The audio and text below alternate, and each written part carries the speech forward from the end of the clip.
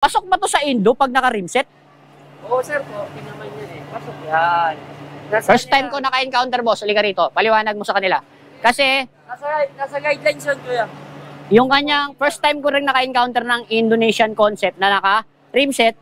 Pero ang sabi ni bossing is, Pasok yan kasi nasa guidelines naman. nasa guidelines ng Indo.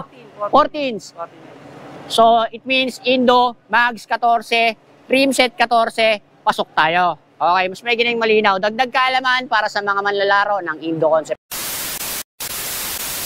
Part 2 agad tayo. Siyempre, ayoko nung nabibitin kayo. Isilong muna ako dito sa tent ng Race Power kasi medyo mainit. Ikot tayo, update ko kayo.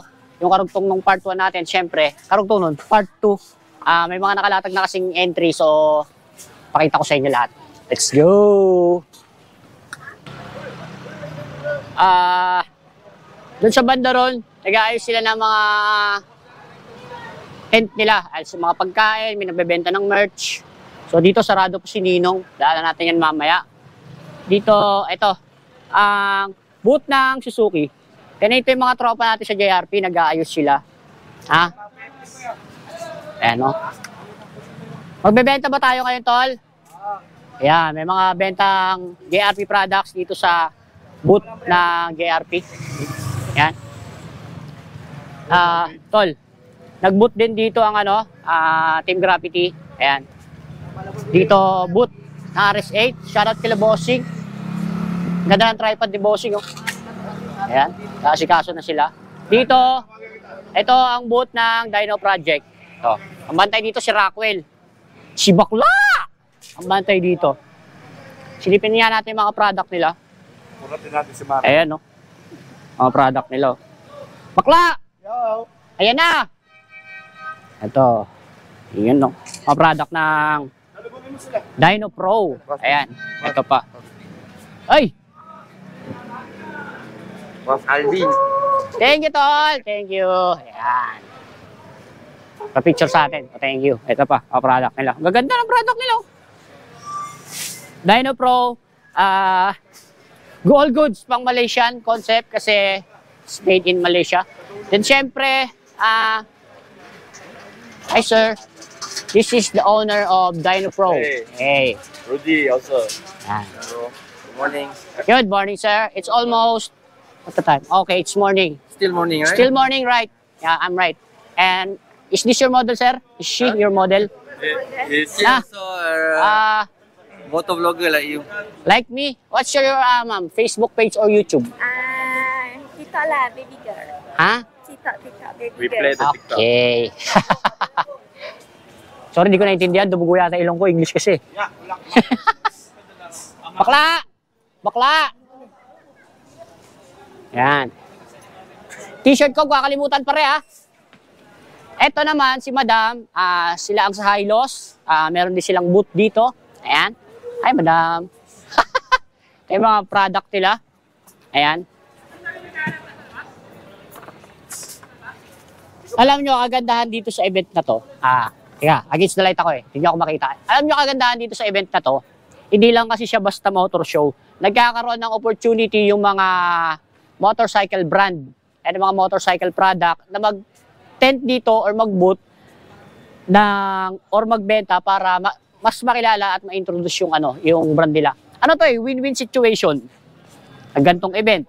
Pupunta yung mga motorcycle enthusiast, then bukas yung mga shop sa gilid, nagkakaroon ng opportunity lahat. Sabi nga ni Boss Renz, para sa lahat tong event na to.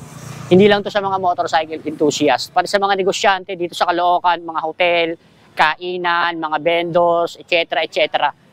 Kikita sila at kikita ngayong araw na to. So, all goods. Nice one. Dito naman ang tent ng Race Power. Hindi. Super Drug pala. Nasa ba Race Power? Andun pala. Yun. Isa lang naman may-ari niyan. Huwag na tayo mag-alala. Ayan. Tapos, ito, booth ng SC Siam. Kung hindi kayo aware sa SC Siam, no, around 2020 ba, nahilig na ako sa gold bolts. Ang mga gold bolts pa lang noon is nandiyan ang heng, nandiyan ang yayamanin. Tapos, wala pang gaanong nakakilala sa SC Siam. Pero ako, bumibili na ako nito noon kasi yung, kumbaga, yung itsura niya, Hindi naman siya nalalayo dun sa mga sikat that time hing eh. Hindi naman sila naglalayo. Ang kagandahan kasi medyo mababa ng konti yung price. So kung medyo tulad ko, nagtitipid, all goods na. So ngayon naglabas na rin sila ng mga CNC. Siyempre, usong-uso ngayon sa motor show, ang mga CNC. Ayan, oh. Ayan. Dito naman tayo. Ito, may motor sila dito. Ayan, oh. Malay. Ayan. Race power. Ayan. Ito, Mutaru. Ayan, mga product ng Mutaru. Hello, Idol! Ayan. What's up, tol? Videoan kita, videoan mo ako. Oo na ngayon. Oh, video-videoan tayo. Ingat, tol. Siyempre, pag nagutom kayo, pwede kayong lumabas or pwede kayong hindi. Meron silang pagkain dito. May siomai rice, 50 pesos. Siomai rice available ulit, 50 pesos. Nagdoble yata yung ano nila, signage nila. Soft drinks, mineral water, meron. Punta na kayo ngayon, available pa kasi pagbukas, sarado na. Tapos na event. Dito, ayan, mga participant din to. Ito. Sniper Big Bike Concept. Ayan, pakaangas. Kuya, dahan-dahanin mo ng kuskus kasi baka mamaya magpalit ng kulay yan. Bawas puntos yan. May kupas, no? Yan. Taga saan kayo? Taga San Mateo. San Mateo, Rizal. Yan. Entry nila. Dito, yamanin may-ari nito. Motor pa lang eh. Ayan, entry nila. Oh. Best pa lang naman. Tapos, isa ulit dito ang style. Aerox version 1. Ayan. Concept. Anong concept na ito, bossing? Pa? Modified. Taga saan kayo, boss? Santa Maria po. Santa Maria, Bulacan. Okay, anong oras kayo dumating dito? Alauna. Bait si sir, no po ng po. Eto, boss, anong konsepto papasok? Modified din po. Modified din, and modified din dyan. Honda? Honda Wave. Wave na 100R. 100R to? Honda Wave, 100R. Isipin nyo na lang. Kahit ako'y Wave 100R. Oh, wow. Tingnan mo naman. Isipin mo ba Honda Wave yan sa kanya itsura? Minodify lang nila. Eto parang pasok siya as big bike concept siguro, no? Modified big bike concept. Modified siya pero big bike concept. Kasi naka-dual disc ka na sa harapan. Sa engine, boss, pabulong naman ilang cc ng engine natin. Dati pong 100, 150 na ngayon. What? 150 na? 4 valve. 4 valve. Pakita mo nga, boss. Kaangas naman ng motor ni Bossy. Soundcheck. Wag na. Mapapagalitan tayo. Okay na lang, pakita mo lang yung makina. Ayan. Naka 4 valve na. Dual exhaust. Dual exhaust na rin. Yes. Angas. Pabulong nga, boss, magkano inaabot yung ganitong build? Bulong mo lang sa akin. 500. 500 pesos. Baka umiyak ka pag sinabi kong 500,000. Ay, sorry. Sinasadya. Ito, modified din. Kanino to? Asa na may-ari? Ito yata yung mga ano eh. Tawag sa motor na to, yung Honda na ano? Ha? Rucos. Ano to? Yung pinakang unit, meron tayo sa Pilipinas. Import from Honda Beat. Okay. Ini-import pa yung unit niya. Dito, kumbaga modified. Okay. Honda Rocos, no? Rocos. Pero Beat siya, ang engine niya Beat. Okay. Angas, no? Tapos ito, modified Raider Reborn Hubless. Ayan. Hubless naman. Grabe, no? Kung pupunta ka dito at wala kang masyadong alam sa motor show, sanay ka lang nung nagmomotor, usual lang na, no? Motorcycle enthusiast ka lang. Dito mo makikita yung mga build na hindi mo nakikita sa lansangan. Andito. Nagkalat sila dito ngayon. Mga slim tire, mga big tire. Andito, makikita mo siyang lahat. Kagaya nito, Sniper. Bossing, ano konsepto tayo papasok? Street GP. Legal. Tagasan, boss? Tagig po, sir. Tagig. Pangalan? Jaden po. Jaden. Yan. Ganda ng pangalan ni boss, ha? Sing ganda ng motor niya. Baka may barya ka dyan, boss. Joke lang. Tapos ito, Aerox V1. Ayan. Ito rin. Pasok to. Saan tayo papasok, boss? Modified, no? Sa truck ready po. Ha? Street GP. Ano ba yung street GP? Mga pang circuit, pang racetrack. Okay, so yun pala. Hindi kasi ako aware sa street GP. Pag sinabi pa lang street GP, sila yung mga build na papasok pang circuit or racetrack. Lapit pa naman sa akin, Carmona. Ito pa, dito. Boss Concepto, papasok tayo. Ha? Indo. Taga saan ka? Lapit lang. Ito, Indo Concept. Ganda na mag-slow. Eh. Ano yan? M3. Ito, click.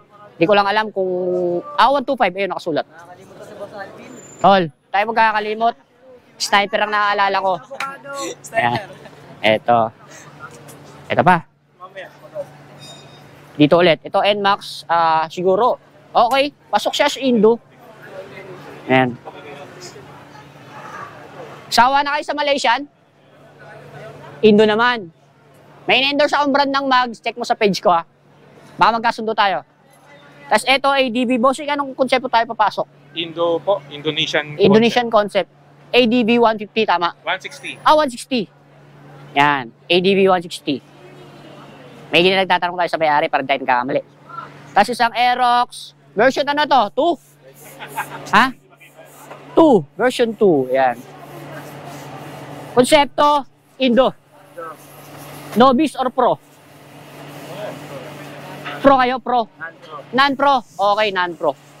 Tapos ito, Indo din, na Mio 1. Ito ulit.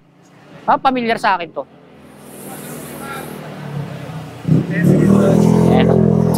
Ito pa. Tapos dito, kung dito, more on Indo tayo. Pasok ba to sa Indo pag naka-rimset? Oo, sir po. Tinaman yun eh. Pasok yan. First time ko naka-encounter, boss. Halika rito. Paliwanag mo sa kanila. Kasi, Nasa guidelines yun, kuya. yung kanyang first time ko rin naka-encounter ng Indonesian concept na naka-rimset. Pero ang sabi ni bossing is, Pasok yan kasi nasa guidelines naman. nasa yun. guidelines ng Basta Indo. 14. 14s. So, it means Indo, Mags 14, rimset 14, pasok tayo. Okay, mas may gining malinaw. Dagdag kaalaman para sa mga manlalaro ng Indo concept. Taga saan ka, kuya? Tagig. Anong grupo? Indo Boys. Indo Boys? Okay, thank you. Okay. Ayun na yung mga Indo. Dito naman tayo sa mga Malaysian. Ito, nag-spray pa si kuya. Dito, Malaysian din. Karamihan na to, puro Malaysian. Ayan o. Malay. Ayan. Silip nga tayo kung ano mga pyesa ginagamit nila sa Malaysian. Ito, usual, yung mga OG na Malaysian noon, ito talaga yung mga brand na ginagamit nila. Ngayon kasi,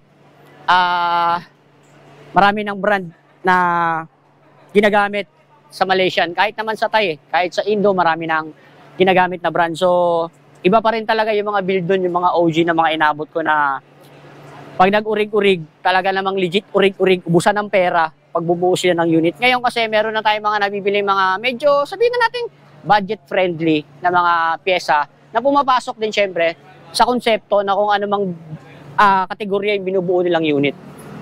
Eto, ADV, EU4, to Aerox, Malaysian concept. Tulad nito, which is Dyno Pro.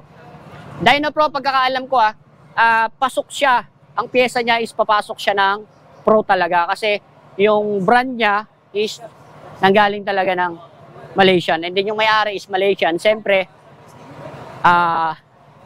papasok to as Malaysian concept. Pasok siya sa Pro pasok sa Pro, ang Dyno Pro. Sa mga hindi pa aware, nabasa ko lang to sa isang post ni Maki King. Sa marketing ng ng Dyno Pro, may nagtanong ata sa kanya kung saan kategorya papasok ang Dyno Pro. Pasok siya as Pro, ha? Kaya nga Dyno Pro, pasok siya as Pro category. Hindi, joke lang. Nagkataon lang na rhyming lang 'yon. Ito pa mga Malaysian concept dito. Ayan. Tumalikod pa si ate, nahagip naman na siya. Ito yung mga entry nila. Uy, pogi na ito. M3. Malaysian concept. Ano tayo? Pro or non-pro? Okay. Ito nakasulat naman. Malaysian non-pro. Naka-indicate naman pala sa sticker. Ayan. Ha? Halika rito. Ayoko nung palayo-layo. Lapit. Ilapit nyo. At sa ayaw nyo ilapit. Tinatawag-tawag nyo ako. Kuya, smile. Ay! Ano pangalan mo, kuya? Ano pangalan mo, kuya? Jose. Jose, Manalo, Matalo? Matalo? Ayaw ni kuya ng Manalo. Mabis niya Matalo. Shoutout sa kanila. Ito pa dalawa, isang Mio Sporty, then Mio 1. Ano rin to? Malaysian. Check natin. Non-pro. Sagarin na natin yung kabila. Mamaya tayo mag-cut sa 20 minutes. Ito, Raider 150 Fi. Ayan. Tayo non-pro. Non-pro na tong mga to. Ayan, naka-indicate naman sa stickers nila ng entry number. Ito, Sniper 150, Sniper 135. Ayan, no? Tayo non-pro. Ito, Malaysian concept din. Ayan, mga Malaysian concept. Ano ba to? Pro? Ah, non-pro pa rin. Non-pro ng Malaysian. Ang daming sniper. More on talaga ginagawa nila no, pag sa sniper. Pinapasok talaga nila pag nag-build sila. Karamihan Malaysian. Meron akong nakitang unit sa Cavite. Hindi ko lang alam kung sino owner nun eh. Anong tawag sa unit yun? Ano? Catalyst ba yun? O parang yun ata yun? Hindi ako sure. Catalyzer ba yun, sir? Correct mo ako. Ano tawag doon? Catalyzer. Yung unit na yun. Anong brand siya? Yamaha din. Yamaha Catalyzer. Yun talaga, pag nagbuo ka ng Malaysian, all goods talaga siya, no? Yan. Ano pala yun? Sa pipe pala yung catalytic converter pala yung nasa isip ko. Ayan. Mga entry nila. Ito, si Kuya busy mag-picture. Ito. O more on Malaysian pa rin tong mga to. Ayan. Mga Malaysian. Ayan. Dito naman tayo sa mga maliliit na scooter. Ito is, ano to? Check natin maigi. Ano brand na ito, boss? Honda Dio? Dio 2. Ayan. Taga saan ka, boss? Nagapasay ko. Pasay. So, ano ang Pasay? Ng THDM? Sin ba yun? Sin? Pero nakasali ko sa Paranaque. Paranaque ka kasama. Taga Pasay, pero Son Paranaque siya. Ito pa. Dio. Ayun pa. Tapos ito, dito mga stands naman. Ito. Honda Click. Ayan. Ito, VIP concept ng U40. Stands. May kategorya pa palang bukod. Stands non-air. Non-air. Tapos, ito, stands. Non-air pa rin. Ito, non-air pa rin. Dito, non-air. Ito yung mga walang air sus. Non-air. Okay. Yun pala yun. Kaya pala non-air. Wala palang air sus. Shoutout tol. Pag may air sus, open air. Pwede ba yun? Hindi nila na-gets. Mahina sila, no? Ayan. Ito, open air. Pag may air sus. Ayan. Ito, non-air pa rin. Ito, ayun, stance air. May air sus. Ayan. Ito rin, stance. Dito. Stance. Shoutout tol. Ayan. Stance. Drag bike. Ayan. Drag bike pasok sa Thai Expert NGO. Ayan. Shoutout sa owner nito. Bossing. Ang ganda ng drag bike mo. Silipsin nyo konti. Ito yung pinost ko na swap sa tatlong Honda ADB 160. Maganda naman yan, boss. Brand new. Gusto ko brand new. Kung may papalag, syempre, kasi hindi naman tayo lahat aware sa ganitong mga pyesa. So, maraming magagalit sa akin. Isipin mo na lang yan, oh. Hey! Nickel.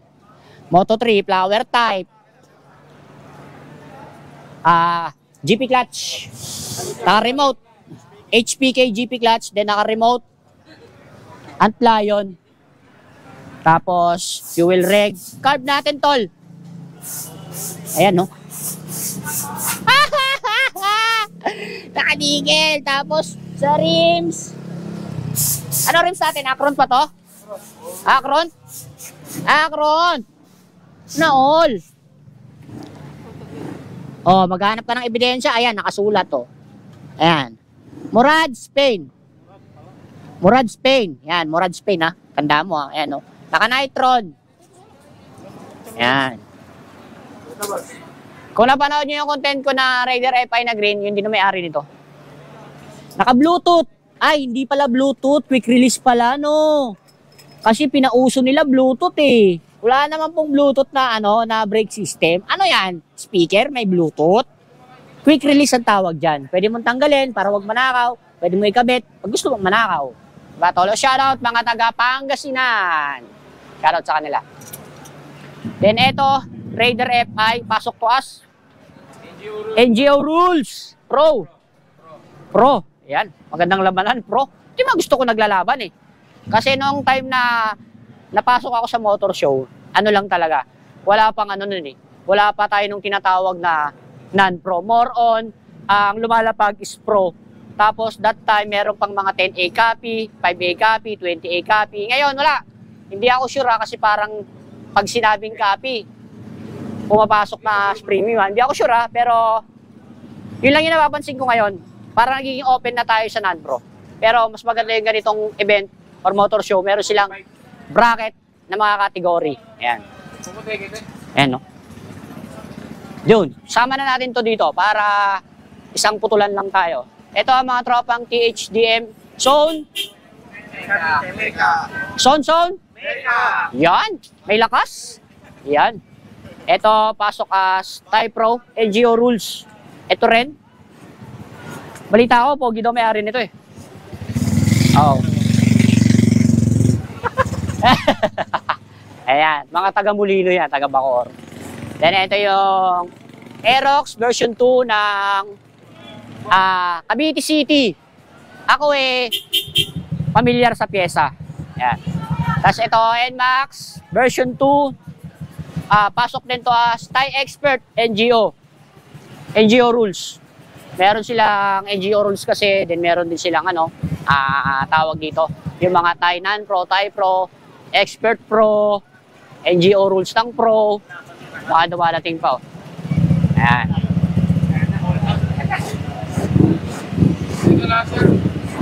Ito pa mga drag bike ko. Ililipat pa. Mamaya tayo pipitik pag medyo nakaayos na sila. Yan. Angas nito. Ayan angas ng X-Max ni Bossing. Sama tayo. No? Okay. Patuloy muna natin. Tapusin mo natin dito as part 2. Mamaya kung ano ba mga kaganapan na magaganap dito sa JRP King of Kings 3, part 3 natin. So, tandaan mo, sa larangan ng motor show. Walang iyakin.